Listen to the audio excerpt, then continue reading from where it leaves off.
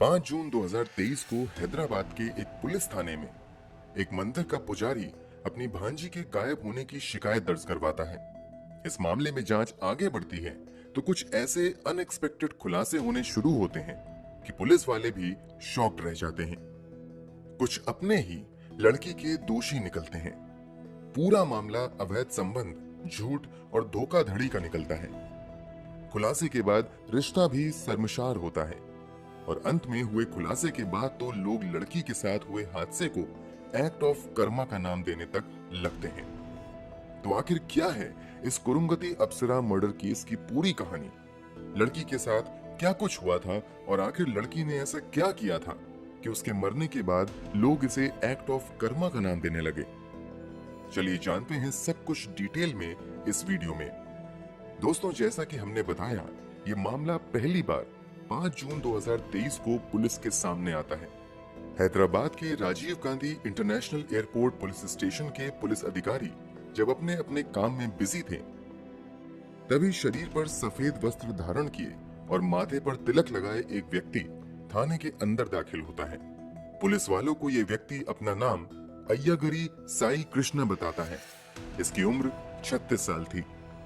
Police वालों के सामने अय्यागरी बताता है कि 2 दिन पहले यानी 3 जून की रात को शमशाबाद इलाके में मैंने अपनी 30 साल की भांजी कुरुंगती अप्सरा को अपने कार से ड्रॉप किया था। उसे अपने दोस्तों से मिलने के लिए भद्राचलम जाना था। मैं अपनी भांजी को वहां ड्रॉप करके अपने घर चला गया। उसकी थोड़ी ही देर बाद जब भांजी के मोबाइल पर फोन करने का प्रयास किया तो उसका मोबाइल स्विच ऑफ आने लगा। यहाँ तक कि काफी इंतजार के बाद भी उसका मोबाइल स्विच ऑन नहीं हुआ। कई दोस्तों से भी उसके बारे में जानकारी लेने की कोशिश की, मगर उसके दोस्तों ने भी बताया कि अप्सरा के बारे में उनके पास कोई जानकारी नहीं है। पुलिस के सामने अय्यागरी साई कृष्णा खुद को हैदराबाद के सरूर नगर इलाके के एक मंदिर का पुजारी बताता है। मामला एक लड़की के गायब होने का था, इसलिए पुलिस वाले भी तुरंत हरकत में आ जाते हैं और मामला दर्ज होते ही जांच पड़ताल शुरू की जाती है। पुलिस के सामने अय्यागरी ने बयान दिया था कि आखिरी बार अप्सरा उसी के साथ कार में बाहर गई थी, इसलिए पुलिस वाले इस बात को कंफर्म करने के लिए अप्सरा की मां से सबसे पहले मिलते हैं और पूछते हैं कि क्या आखिरी बार आपकी बेटी अप्सरा अय्यागरी के साथ ही बाहर गई थी? अप्सरा की मां पुलिस वालों की बात पर सहमति जताती है। जैसा कि पहले अय्यागरी ने बयान दिया था कि 3 जून की रात को ही उसने अपनी भांजी को शमशाबाद के एक लोकेशन पर ड्रॉप किया था। वहां से अप्सरा को भद्राचलम जाना था, जहां उसके दोस्त उसका इंतजार कर रहे थे। इसलिए पुलिस वाले अप्सरा के पिकअप लोकेशन से लेकर अय्यागरी द्वारा बताए गए अनुमानित ड्रॉप लोकेशन को मार्क करते हैं। अब इस बीच मिलने वाले एक सीसीटीवी फुटेज को खंगालने का फैसला किया जाता है। अय्यागरी द्वारा बताए गए पिकअप और ड्रॉप लोकेशन के बीच की दूरी 21 किलोमीटर के आसपास थी। शुरुआती जांच में ही पुलिस वालों को पता चलता है कि इन 21 किलोमीटर के बीच में सैकड़ों सीसीटीवी लगे हुए हैं। लड़की का पता लगाने के लिए जरूरी था कि पुलिस वाले एक सीसीटीवी फुटेज की बारीकी से जांच करें, और पुलिस वाले ऐसा करते भी हैं। जांच की शुरुआत सबसे पहले अप्सरा के घर के पास से मिले सीसीटीवी फुटेज से होती है। घर के पास लगे सीसीटीवी फुटेज की जब जांच की जाती है तो उसमें अप्सरा अपने मामा अय्यागरी साई कृष्णा के साथ जाती हुई दिखाई देती हैं।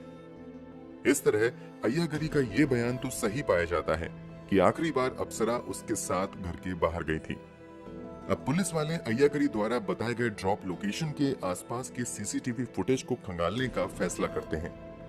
इस इलाके के आसपास के कई सीसीटीवी फुटेज पुलिस वाले छान मारते हैं, मगर एक भी फुटेज में अय्यागरी अपनी कार से अप्सरा को ड्रॉप करते हुए नजर नहीं आता है। पुलिस वाले अपनी जांच का दायरा बढ़ाते हुए अय्यागरी द्वारा बताए गए लोकेशन से और आगे जाकर आसपास के इलाकों में भी जांच पड़ताल करते हैं, मगर कहीं से भी इस बात की पुष्टि नहीं होती है कि अय्यागरी ने कहीं पर भी अप्सरा को अपनी कार से ड्रॉप किया है। जब कहीं से भी पुलिस वालों को अप्सरा के ड्रॉप लोकेशन के बारे में जानकारी नहीं मिलती है तो पुलिस वाले एक बार फिर से अय्यागरी से ही पूछताछ करने का फैसला करते हैं। जब इस मामले में दोबारा से अय्यागरी से पूछताछ की शुरुआत होती है तो पुलिस के सामने वो हड़बड़ा सा जाता है और अब दूसरी ड्रॉप लोकेशन के बारे में बताने लगता है। मतलब कि अय्यागरी ने अब अपना बयान बदलना शुरू कर दिया था।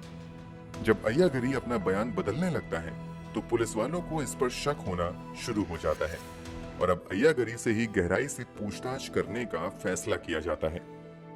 जैसे जैसे पुलिस वालों की पूछताछ आगे बढ़ती है, अय्यागरी पुलिस वालों को नई नई कहानियां सुनाने लगता है और लगातार अपने बयान बदलने लगता है। मगर ऐसा लंबे समय तक नहीं चल पाता है, क्योंकि पुलिस वाले अपना तरीका अपनाना शुरू करते हैं तो अय्यागरी सब कुछ सच सच बताना शुरू कर देता है। पुलिस के सामने जब अय्यागरी मामले की सच्चाई बताता है तो हर कोई शॉक्ड रह जाता है। अय्यागरी पुलिस वालों को बताता है कि उसने अपनी भांजी अप्सरा को कहीं भी ड्रॉप नहीं किया था, बल्कि उसने उसे मार दिया है। पुलिस वालों के सामने अय्यागरी बयान देता है कि 3 जून की रात घूमने जाने के बहाने से अपनी भांजी अप्सरा को वो अपनी कार में बैठाता है। फिर वो उसे शमशाबाद के एक बेहद ही सुनसान इलाके में पहाड़ी के ऊपर लेकर चला जाता है। यहाँ इन दोनों में किसी बात को लेकर बहस होती है और फिर यहीं पर एक बड़ा सा पत्थर उठाकर अय्यागरी अपनी भांजी के मुंह पर जोर से मार देता है। एक बार नहीं बल्कि लगातार अय्यागरी अप्सरा के चेहरे पर पत्थर से वार करता है और बड़ी बेरहमी से उसे कुचलकर मार देता है। अपनी भांजी की जान लेने के बाद अय्यागरी को लाश ठिकाने लगाने की चिंता सताने लगती है, इसलिए पहले तो वो लाश को एक प्लास्टिक में अच्छे से लपेटता है और फिर उसे अपनी कार की डिग्गी में रखकर एक ऐसी जगह की तलाश में लग जाता है जहां लाश को जलाया जा सके।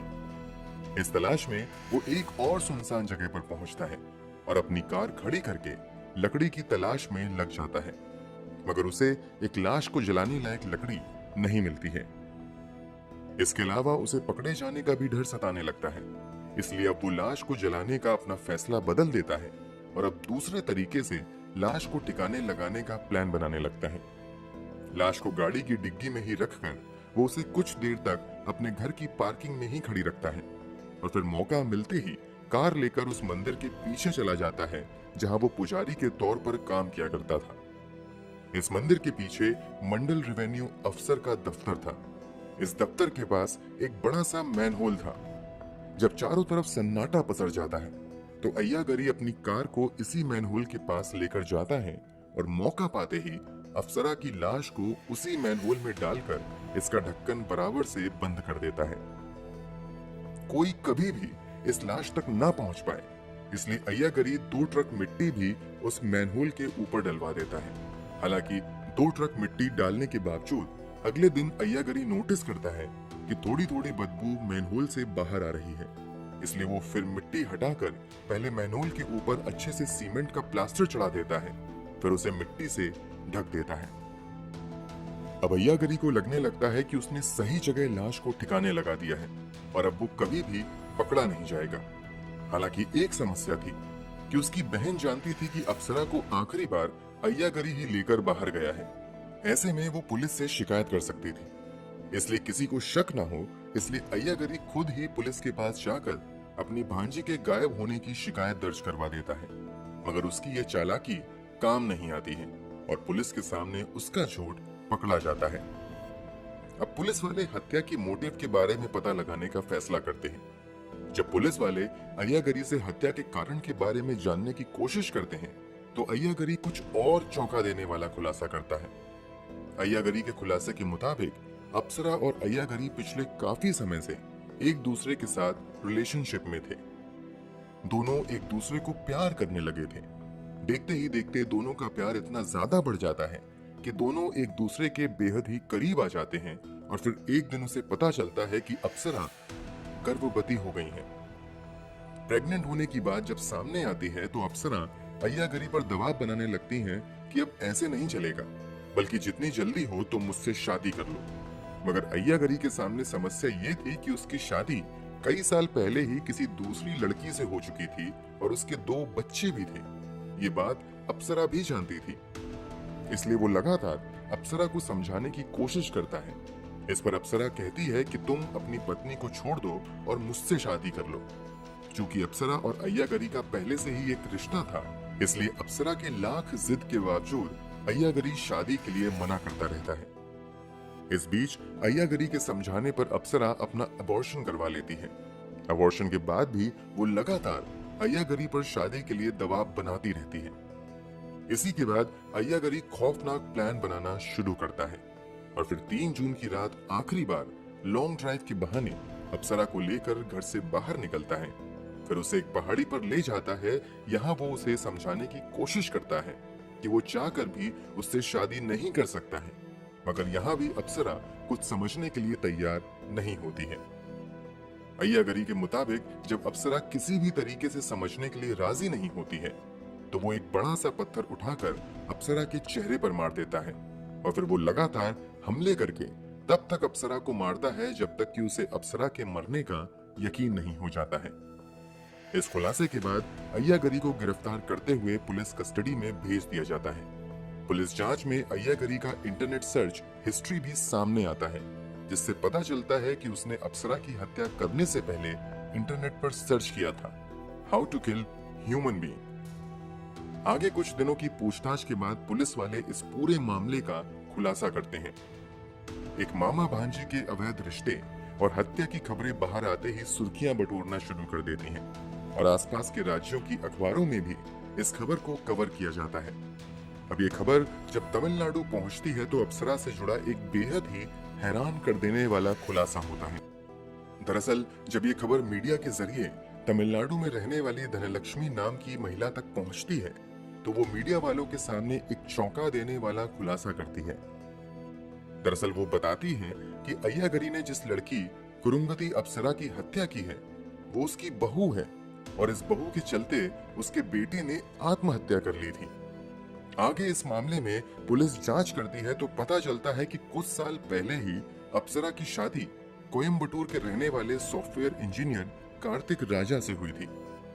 कार्तिक राजा एक बड़ी कंपनी में काम करता था जहां उसे सैलरी के तौर पर अच्छा खासा पैसा मिल रहा था। कार्तिक की मां के अनुसार शादी के बाद अप्सरा की मां के अरुणा भी अपनी बेटी के यहाँ ही रहने चली आती हैं। कार्तिक की मां के अनुसार जब कार्तिक पैसा देने से मना कर देता है तो अप्सरा अपनी मां के कहने पर कार्तिक पर दहेज उत्पीड़न का केस दर्ज करवा देती हैं। केस दर्ज होते ही पुलिस वाले कार्तिक को गिरफ्तार कर लेते हैं, फिर उसे जेल में डाल दिया जाता है। 15 दिन बाद बेल मिलने के बाद जब कार्तिक जेल से बाहर आता है तो समाज में उसे काफी ताने सुनने को मिलते हैं। इस शर्मिंदगी की वजह से कार्तिक एक दिन अपने हाथों से ही अपनी जीवन लीला समाप्त कर लेता है। जब कार्तिक की मौत की जानकारी अप्सरा और उसकी मां को मिलती है तो दोनों ज्वेलरी और पैसा लेकर रातों रात चुपके से हैदराबाद चली जाती हैं। कोई भी इन दोनों से संपर्क न कर पाए, इसलिए दोनों अपना पुराना सिम भी बंद करवा कर नया नंबर ले लेते हैं। अब यहीं हैदराबाद में रहते हुए अय्यागरी और अप्सरा की नजदीकियां बढ़ती हैं और फिर ये नजदीकी बढ़ते बढ़ते अप्सरा की मौत पर जाकर खत्म होती हैं। जब अप्सरा और उसकी मां पर फर्जी केस उत्पीड़न का केस दर्ज करवाने और उसकी वजह से एक मासूम लड़के की जान जाने की बात सामने आती है तो लोग अप्सरा के साथ हुई घटना को एक्ट ऑफ कर्मा का नाम देने लगते हैं। अब केस की मौजूदा स्थिति की बात करें तो अप्सरा की हत्या करने वाला अय्यागरी साईं कृष्णा सलाखों के पीछे बंद है और मामला अदालत में चल रहा है। अब अय्यागरी को अदालत से क्या सजा मिलती है वो तो आने वाले समय में ही पता चलेगा। दोस्तों, पूरी कहानी जानने के बाद आप क्या कहना चाहेंगे? कमेंट बॉक्स में जरूर बताइए।